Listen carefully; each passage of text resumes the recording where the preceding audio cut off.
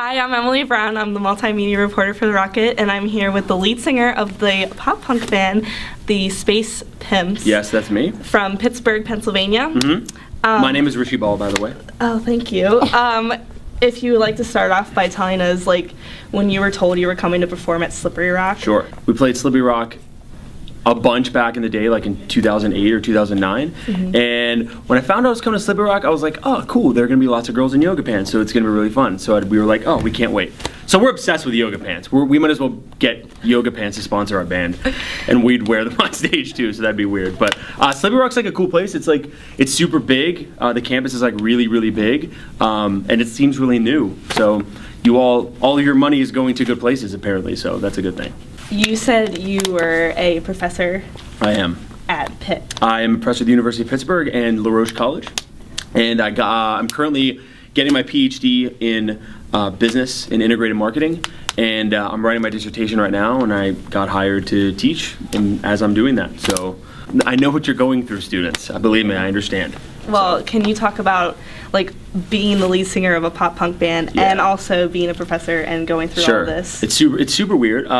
So we do we play like a lot. Like we play like, I don't know, like 60 to 80 shows a year. But being a college professor and being in a band is actually really similar. Like you're always in front of people. You always need to be like sharp and on top of your game, and always need to have some witty response to some arrogant student or some arrogant fan. So like it like works both ways. But it's really like made me comfortable like being in front of people, if that makes sense. Particularly younger people, because our demographic is like 15 to 25. So I'm around young people all the time. Even though I'm only 27 myself, so just get that out of the way. Just because I'm a college professor doesn't mean I'm like 7 years old, right? Okay. Yeah. And actually I was going to ask, like, maybe like when you first started with the band, like what was that like? So we started in a time when it was much different. Music was much different. Nobody got songs online. There were still record stores that were like popular. You would go to you probably don't even know where they are, but like a Sam Goody or a National Record Mart, or these places that were CD stores only, and you would have to go there to get albums, because iTunes wasn't around in 2000, and well, it was around, but it wasn't like the popular paradigm to use. So it was super different back then, and playing shows where you weren't playing in front of people that were glued to their phone. I like calling out people like who were on their phones, because why do you go to a show if you're on your phone? Again, it's fine. Like you're a professor too, so yes. You're like in class, if there's someone on their phone, that's like yeah. It's like well, I mean, it's like you gotta like experience life. You don't want to experience your life with your head down. You know what I mean? But so it was really different then, and like the music scene was like much more like cohesive. Like everybody was friends, everybody knew each other. Now I think it's like a little different, because you don't need to like play a lot of shows,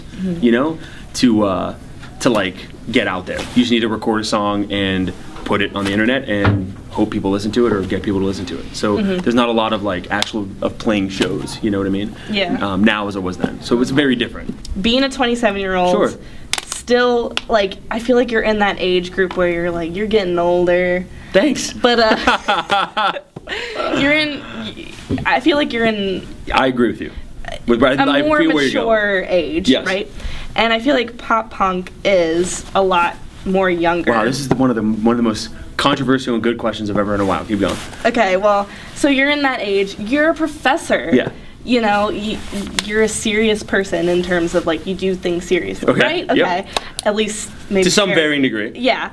And I feel like pop punk is so like youthful, energetic. young. Yeah, it is. Great question. Going out to all these concerts and like just Hustling. having a good time and like making jokes in front of a bunch of fans. Absolutely. Great question. Okay. Yeah.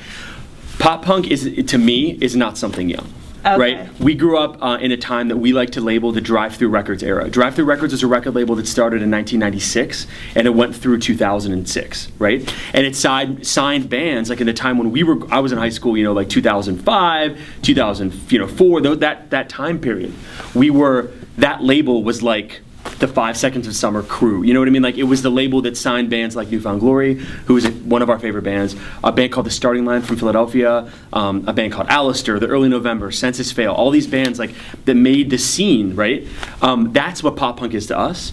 It's about getting your heart broken. It's about how growing up sucks. It's about transition periods. right? That's what pop punk really is to us. So to us, it is youthful. Like, it's very energetic, and it's usually something that it appeals to younger population. But me and you know, all of our group of friends and the people that grew up in that drive-through records era really like feel strongly about it. Like it's like a community, you know. Mm-hmm. It's a community of people, and where you go to a show. Like, even now, like I've been going to shows since for so long. To me, pop punk is not something that is like necessarily, and it usually does get associated with immature pop punk, you know, pizza, these kinds of things. Mm-hmm. But to us, it's a little more depth than that. And I agree, pop punk today is very much like that. Mm-hmm. But for like, I guess the old school like pop punk fans, like when pop punk became pop punk, it wasn't really like that for Yeah. us. So I'm with you and I hear you. And but it's like a little deeper, I think, than to us. I'm trying to think of a really good metaphor for it. It's like it's the fountain of youth. Really is what it is for us. What is it like knowing that other countries listen to you guys too? Yeah, it's really cool. What's really weird is that like people in other countries can sing the words of your song, but they can't speak English. That actually is really It's super weird. So interesting. like they don't really know what you're saying or doing. Yeah. But they still are like, oh, cool, we know, we know the words, and I'm like, oh, okay, cool. And that's it. Go listen to us. Okay, please. Space Pimps. Go listen to them. They're all over the place. Look them Yes. up on YouTube. Look them up on iTunes. Follow them on Twitter. If you Google search the Space Pimps, there's nobody in their right mind as stupid as we are to name anything that. Don't name your band anything with pimp in it, because it completely negates a whole population of people that could listen to music like Disney, like other people. Like we have really bad time with parents for some reason. It's not like we swear during our shows or anything. Or No, say never. anything bad. I mean,